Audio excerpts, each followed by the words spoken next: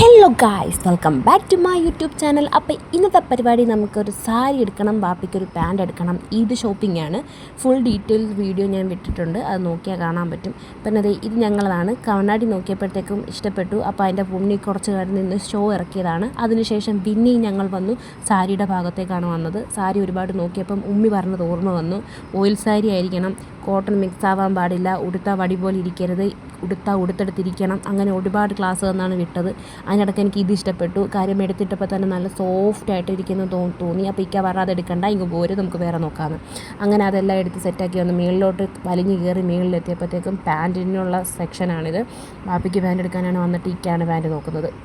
അതിൻ്റെ ഇടയിൽ കൂടെ നുണക്ക് പണി ഒപ്പിച്ച് അതിനകത്തുനിന്ന് അത് വെടിയിച്ചിട്ട് പറയുവാണ്, ഇത് താഴത്ത് പോയി എനിക്കറിയത്തില്ല, വെച്ച് തരുമെന്ന്. ഞാൻ പറഞ്ഞു സൗകര്യമില്ല മോളെ, ഒരു കയ്യിൽ ഫോണ്, ഒരു അടുപ്പിൽ കൊച്ച്, അത് നടക്കത്തില്ല, അതുകൊണ്ട് നടക്കൂല എന്ന് പറഞ്ഞു. ഇക്ക അങ്ങനെ അതൊക്കെ നോക്കി ഇറങ്ങി താഴെ വന്നു. താഴെ എത്തിയപ്പോൾ എന്നോട് പറയാണ്, നിനക്ക് ടോപ്പ് നോക്കുന്നെങ്കിൽ നോക്കിക്കോ, പിന്നൊന്നും വന്ന് കറങ്ങണ്ട, അതുകൊണ്ട് നോക്കിയിട്ട് പോകാമെന്ന് പറഞ്ഞു. അങ്ങനെ നോക്കാൻ വേണ്ടി വന്നപ്പോൾ ഞാൻ നേരെ ടോപ്പ് സെക്ഷനിലോട്ട് പോയപ്പോൾ പറഞ്ഞു, അവിടെയല്ല ഇവിടെ. ഓക്കെ, ഇക്കാക്ക് കൂടുതലും എന്നെ ധരിപ്പിക്കാൻ ഇഷ്ടം ഇതേപോലെയുള്ള കാഷ്വൽ വെയറാണ്. ഒന്നല്ലേ കോട്ട് സെറ്റ്, അല്ലെങ്കിൽ ഇങ്ങനെ. എനിക്കാണെങ്കിൽ 3 പീസ് സെറ്റൊക്കെ ഇല്ലേ, പാൻറ്റ് ഷോളൊക്കെ വരുന്നത്, അതൊക്കെയാണ് എനിക്കിഷ്ടം. പക്ഷേ പുള്ളിക്കാരന് ഇടിക്കാനാണ് താല്പര്യം. അങ്ങനെ അതിനകത്ത് ഇഷ്ടപ്പെട്ട ഒരെണ്ണമൊക്കെ പൊക്കി കാണിക്കുന്നുണ്ട്, ഇത് വേണമെന്ന്. അതിൻ്റെ ഇടയ്ക്ക് എൻ്റെ മുമ്പ് ഇത് കൊള്ളാമി എന്ന് പറയുന്നുണ്ട്. അപ്പോൾ ഞാൻ പറഞ്ഞു വേണ്ടടാ, വാപ്പി എടുക്കുന്നുണ്ട്. അങ്ങനെ എനിക്ക് അതൊക്കെ തപ്പി പൊക്കി കൊണ്ടുവന്നപ്പോൾ ഞാൻ പറഞ്ഞിക്കാം, എന്തായാലും അടുത്ത മാസം നമുക്ക് ബർത്ത്ഡേ വരുന്നു. എൻ്റെ ബർത്ത്ഡേയും ഞങ്ങളുടെ വെഡ്ഡിങ് ആനിവേഴ്സറിയും ഒരാഴ്ച ഡിസ്റ്റൻസേ ഉള്ളൂ.